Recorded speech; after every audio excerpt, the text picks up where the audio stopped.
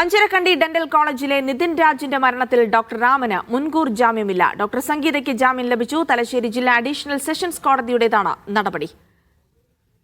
ബജീഷ് ഗോവിന്ദൻ വിവരങ്ങൾ നൽകും. ബജീഷ്, ഡോക്ടർ രാമന് ജാമ്യം നിഷേധിച്ചിരിക്കുന്നു കോടതി. മുൻകൂർ ജാമ്യമില്ല. വാദത്തിനിടയിൽ പ്രോസിക്യൂഷൻ ജാമ്യാപേക്ഷയെ ശക്തമായി എതിർത്തിരുന്നു. കോടതിയുടെ തീരുമാനത്തിന് വിശദാംശങ്ങൾ ലഭ്യമാകുന്നുണ്ടോ? ജിൻസി, ഇതിനകത്ത് കോടതിയുടെ ഈ മുൻകൂർ ജാമ്യാപേക്ഷ ഡോക്ടർ റാമിൻ്റെ തള്ളിയെ സംബന്ധിച്ചുള്ള വിശദാംശങ്ങൾ നമുക്ക് ലഭ്യമായിട്ടില്ല. പക്ഷേ മുൻകൂർ ജാമ്യാപേക്ഷ ഡോക്ടർ റാമിൻ്റെ തള്ളിയിരിക്കുന്നു എന്നുള്ളതാണ് നമുക്ക് ഏറ്റവും ഒടുവിൽ ലഭ്യമായിരിക്കുന്ന വിവരം.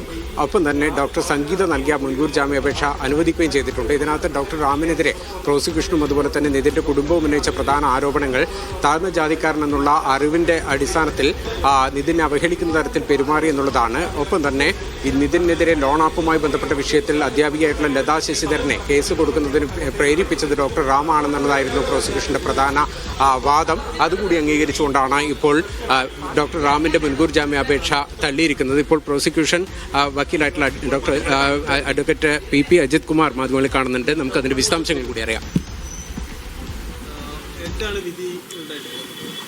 അതിനു മുമ്പായിട്ട് നമുക്കൊക്കെ അറിയാം, നിതിൻ രാജ് എന്ന് പറയുന്ന കുട്ടി ഈ അഞ്ചരക്കണ്ടി മെഡിക്കൽ കോളേജിൽ വെച്ച് ആത്മഹത്യ ചെയ്തതിന് ശേഷം ഇന്ന് ആ കുട്ടിയുടെ 16ാമത്തെ ദിവസമാണ്.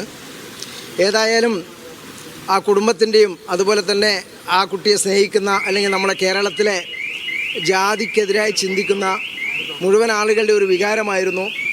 അതിന് കാരണക്കാരായ ആളുകളെ നിയമത്തിന് മുമ്പിൽ കൊണ്ടുവരാനും കോടതിയിൽ പ്രോസിക്യൂഷന് വേണ്ടി കേസ് നടത്തുക എന്നുള്ളത്.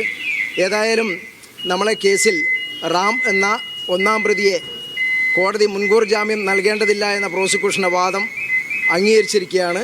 ഏതായാലും അദ്ദേഹത്തിന് ജാമ്യം നൽകരുത് എന്നുള്ള വാദം അംഗീകരിച്ചുകൊണ്ട് കോടതി ഉത്തരവായിരിക്കുകയാണ്.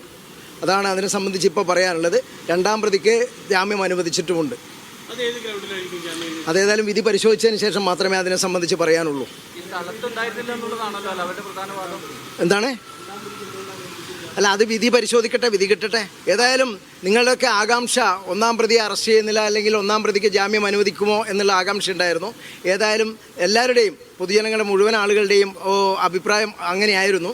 നമ്മളെ പോലീസിനെതിരായും അതുപോലെ തന്നെ ഭരണത്തിനെതിരായിട്ടൊക്കെ ചില വിമർശനങ്ങൾ പോലും വന്നിരുന്നു. ഒന്നാം പ്രതിയെ അറസ്റ്റ് ചെയ്യാൻ സാധ്യതയില്ല അല്ലെങ്കിൽ ജാമ്യം കിട്ടാൻ സാധ്യതയുണ്ട് എന്ന രീതിയിൽ.